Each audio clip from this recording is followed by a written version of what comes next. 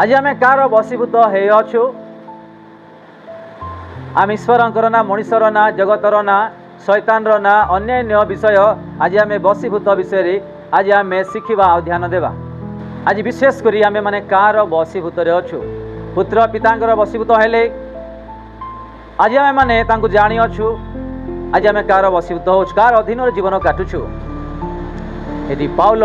कहवा वाक्य द्वारा आम ये शिखुचु पाउल भी बसीभूत हेले एवं पुत्र यीशुख्रीष्ट भी पिता बसीभूत हेले आम भी से ही प्रकार ईश्वर वाक्य आत्मिकतार पवित्रतार राज्य आम जमीक बसीभूत हो पार विशेषकर ए विषय आम मैंने ध्यान दो जदि आम मैंने ए शेष दिन में ईश्वर वाक्य अनुसार आम जीवन यापन न काटिबा तार बसीभूत नहेबा गोटे दिन आमर आत्मा हारीज नष्ट करदेवा निज हस्तर आम आज विशेषकर बसीभूत विषय देखुचु आज अनेक लोक मैंने हुए तो कंपानी रे किंबा ऑफिस रे स्कूल कॉलेज रे किंबा घरे एमिति चाप एवं भार दियंती कि आम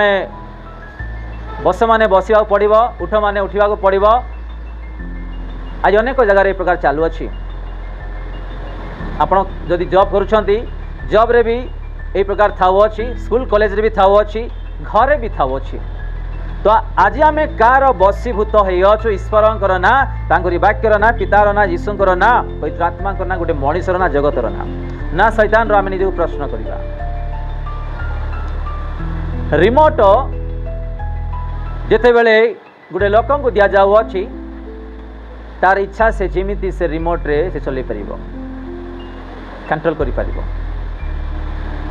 तो आज भी अनेक को ए प्रकार करा दि जाऊँगी शैतान द्वारा मनुष्य मान को अनेक घरे गोटे भौणी गोटे भाई को कहले ही हम तार कथा ना चलो ना कि गोटे भाई गोटे भौणी को कहले ही तार कथा चलो ना माने बसीभूत तार अधीन रे तार कथा आम चलवा एग्जाम्पल स्कूल कॉलेज रे भी ऑफिस रे भी अन्य जगह बहुत जगह आम देखुचु कि लोक मैंने आज चापरे बसीभूत जीवन यापन करुँच तो आम आज कार बसीभूत हेबा आम इच्छा करुछु ईश्वर ना राज्यर ना आ जगतर मंद विषय ना शैतान आम आज चिंता करवा यीशुख्रीष्ट सब विषय चरण तले समर्पित कले से अधिकार पुत्र यीशुख्रीष्ट भी पाइले अधीन रे पुत्र आज जाए ए जगतर समस्त विषय भार बहन कर पिता एवं पुत्र मिसिकी आज आम कार बसीभूत जीवन काटुछु आज अनेक परिवार अच्छा कि जड़े कहले बस माने बसबे उठ माने उठे चाल माने चलिए चालना माने चलिए आज भी प्रकार परिवार जीवन में लोक मैंने काटुंट चलुंट आम केवल यहीटा आम जीवन में ईश्वर वाक्य जहाँ कहूँ आम तदनुसार आम जीवन काटू को मनुष्यर ना एग्जाम्पल मु बे अच्छे मत प्रभु उत्तम परिवार देले दुईटा पिला माने स्त्री देले जदि मो पिला माने कहबे कि बापा आपण से कर ना से रास्ता जातु ना जदि आत्मिक विषय कहते आपण मद पिओ ना कि झड़ा झाटी कर ना आपण चर्च को जाओ प्रार्थना कर शुणी पार किंतु अलग विषय जमीक आम न शुणा अधीन बसीभूत न रहा आम यही प्रकार भी आम आज अनेक जगतर कथार आज आम बसीभूत जीवन काटुचु तेणुक आज अनेक स्वामी स्त्री मध्य आज जमा पड़ूना स्वामी स्त्री मध्य अशांति भाई भाई मध्य अशांति माता पिता मध्य भी अशांति आम प्रथम ईश्वर बसीभूत हो राज्य निमंते एवं पिता निमंते जे कि आम निमंते जीवन देदेले यीशुख्रीष्ट निमंते आमर सब विषय जनवाई जहाँ को पठे जगत को पवित्र आत्मा बसीभूत वाक्य अनुसार आम हो तो मनुष्य बसीभूत आम न हो जदि आम कहार शरीर थिबा से ज्ञान से सांसारिक ज्ञान रे आम चलवा और निजे भी शारीरिक अनुसार जीवन काटिबा ताले आम ऑलरेडी डेथ होइछु आम ठारे कौन स्पिरिट नाही शारीरिक भाव कौन कि जगतर विषय आलोचना करिवार शरीर विषय आलोचना करिवार भल मंद विषय आलोचना करिवार ए शेष दिन रे जदि आम निजर आत्मा पय चिंता न करिबा ताहले आम मृत्यु होई अछु ऑलरेडी मृत्यु होई अछु 10 जन को जड़े टार्गेट कला मारे से 10 जन मध्य 6 जन मृत्यु हो गले बाकी केत बली अच्छा 4 जन मारिवा लोक पछे 4 जन पछरे धाइबो ना मृत्यु हेबा लोक पछरे धाइबे आपण माने कहंतु का पछरे धाइबे जे माने कि 4 जन जीवन रे बंची अछंती जो 6 जन मृत्यु गले ना के मदरे के व्यभिचार के अन्य विषय आज पढ़ी तांको पय शैतान किछ करबो नाही कारण तांको पय राज्यर अधिकार नाही आ जे माने आज ईश्वर को पय दौड़ुछंती शैतान तार उद्धार पाउछंती 4 जन से मानको शैतान टार्गेट करबो से लोक माने आमे हालेलुया। तो आमे एटी देखु अछु से रोमियो 8:6 कारण शारीरिक भाव मृत्युजनक शारीरिक भाव कौन खाइबा पीवा भल मंद जगत विषय जागृति विषय आलोचना करवा एमती लोक मैंने प्रभुंकर राज्य में प्रवेश हो पारे से ऑलरेडी से माने डेथ होती मृत्यु होती मो भी गोटे दिन एमएनसी कंपनी आप गूगल रे मारंतु यूट्यूब रे मारंतु किंबा जेकोसी वेबसाइट रे मारंतु दुनियार कणे कणे मोर माने पुरातन ऑफिस अच्छी iron mountain record storage management आप जो जी पाइबे आप मो हैदराबाद प्रथम मो जिते ऑफिसटा ये खुला थिला मते प्रभु से अपॉइंट कले मो प्रथम एम्प्लॉइज थी बहुत हार्ड वर्क कली मो केमिति भल पैसा कमेबी टंका कमेबी घर द्वार हेबी पैसा भी प्रभु देदेले प्रमोशन भी करें मोर सैलरी भी इंक्रीमेंट है सब मुझे धाँत पढ़ाऊली कि गोटे बड़ लोक हेबी मोर कथबार्ता विशेष बाहर देश मानक जिते भी आमर ऑफिस गुड़ाक अच्छी 70% से दायित्व मु थी मत प्रभु बड़ लोक कले किंतु घरे कौन थिला शांति नथिला ईश्वर नथिले आमर जीवन में ईश्वर वाक्य नथिला आम प्रकार 15 वर्ष नष्ट करूँ प्रत्येक वर्ष प्रमोशन मिलूला प्रत्येक वर्ष इंक्रीमेंट होता आ मते एमती भार दि जाइथिला जे मु जोटा कहबी सेटा ही हम ऑफिस रे किबा कस्टमर मानकर मध्य रे जेते बेले मु यीशु को पाइली मु जानि जे मोर जीवन मु कोठारे हरई देथिली मु कहू नाही कि आमे चाकरी न करी प्रभुंकर सेवा ही करिवा यदि सेवा करिवा पाछते वेलकम प्रभु डाकुछंती हालेलुया। ए जगत रे सर्वश्रेष्ठ काम कार काम जानिछ प्रभुंकर काम छाड़िले आ कौन सी काम रे आशीर्वाद नहीं ए जगत रे जदि सर्व उत्तम काम माने जीशुंकर काम आप गीत गाउछंती उत्तम ब्लेसिंग आप ढोलक किंबा पियानो किंबा गिटार बजाउछंती उत्तम ब्लेसिंग किंबा आप भविष्यवाणी कहउछंती किंबा का पई प्रार्थना करूछंती किंबा प्रचार करछंती भविष्य वक्ता आइछंती उत्तम ब्लेसिंग ताठारु आ अलग जगत रे कौन सी आशीर्वाद रो काम नहीं जो जगत रे आमे पाई परिबा आमे देखुछु एठी कारण शारीरिक भाव मृत्युजनक रोमियो 8:6 प्रथम लाइन में देखुछु किंतु आत्मिक भाव जीवन और शांतिदायक आत्मिक आत्मिक विषय जे माने आलोचना करते तांको जीवन रे शांति थिबो एबे स्वामी स्त्री मध्य जने आत्मा रे बढ़ुथबो जने शारीरिक बढ़ुथबो कोन हबो शारीर आ आत्मिक ए दुईटा युद्ध हबो कारण आत्मा कहउछि तमे एटा करो नाही शरीर कहउछि तमे एटा करो तेणुक आज विशेष करी पुओ झीर मध्य माता पिता स्वामी स्त्री मध्य परिवार विशेष करी 99% अशांति 99% जड़े प्रभुरे बढ़ुवे आ जड़े प्रभुरे बढ़ु नथिबे जे माने प्रभुरे बढ़ुछंती जे माने प्रभुरे बढ़ु नांती ता द्वारा शैतान प्रभुरे बढ़िबा लोक अटैक करिवो